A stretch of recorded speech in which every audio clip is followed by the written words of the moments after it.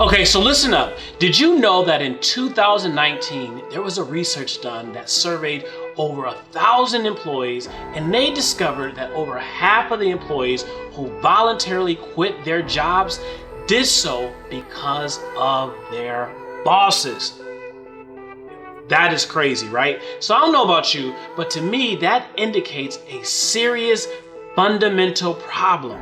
So I would never want the members of my team to be searching for a way out because they couldn't stand working for me.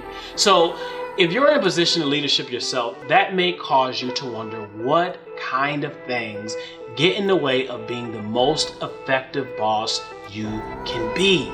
So listen up and listen in. So let's talk about 4 top things employees hate about their bosses. Hello everyone, my name is Robert Lowry. I am a life and leadership coach, and I help empower people to develop confidence to create a career and a life they desire and deserve.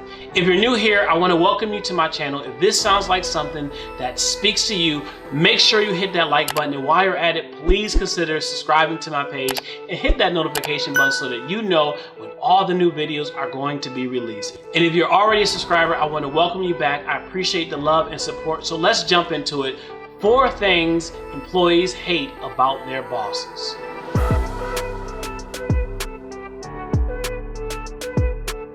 So we've all probably had some sort of experience where we didn't feel that we saw eye to eye with our boss. Some of us may even be in a boat where we were the ones who quit because of an issue with the boss.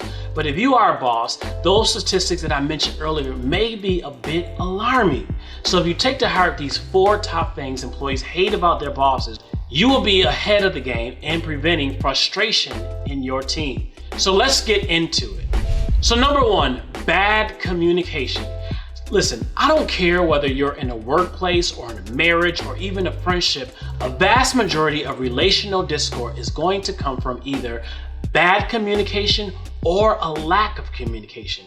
It can be easy to assume that people understand you or they think the best of you when you're failing to communicate.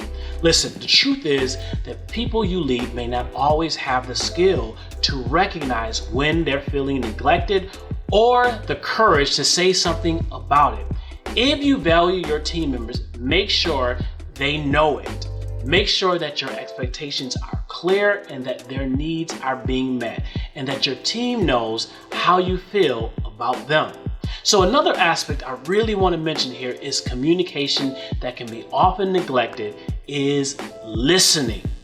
This point is so important that I'm going to say it again. Are you listening? So people know it whether it appears you have time for them. They know when you're trying to just move on through another conversation and get to the next thing. When one of your team members is trying to say something to you, stop what you're doing, look them in the eye, and give them the respect they deserve.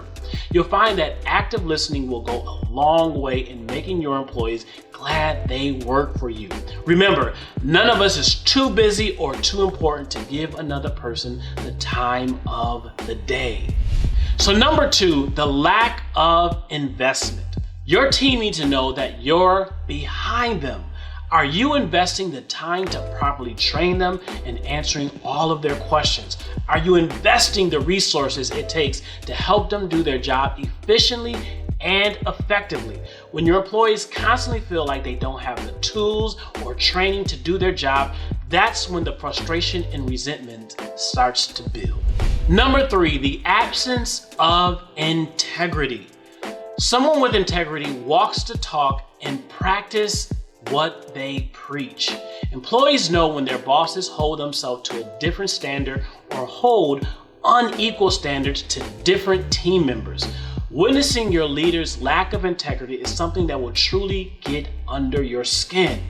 If you're a boss, make sure you're someone that your employees can trust to be the real, authentic deal.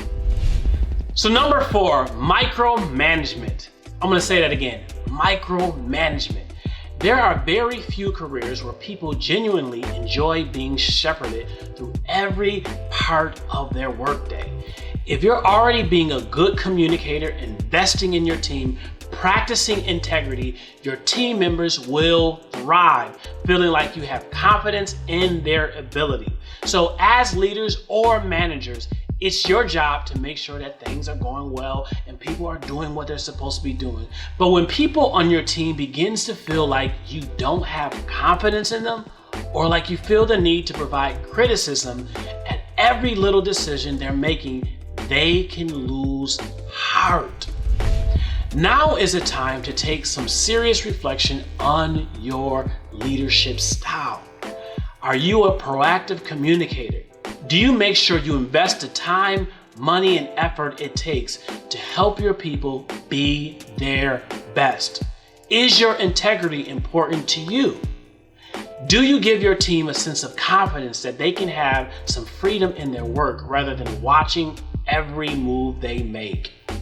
These questions are the ones we should revisit time and time again to hone our skills as leaders.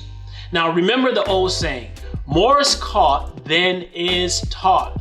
People are going to be following your example when it comes to how hard they work and how invested they are in their team. So hopefully this video has given you some valuable points as you consider how you seek to be a better leader to improve your team. So listen, I hope this video was helpful to you.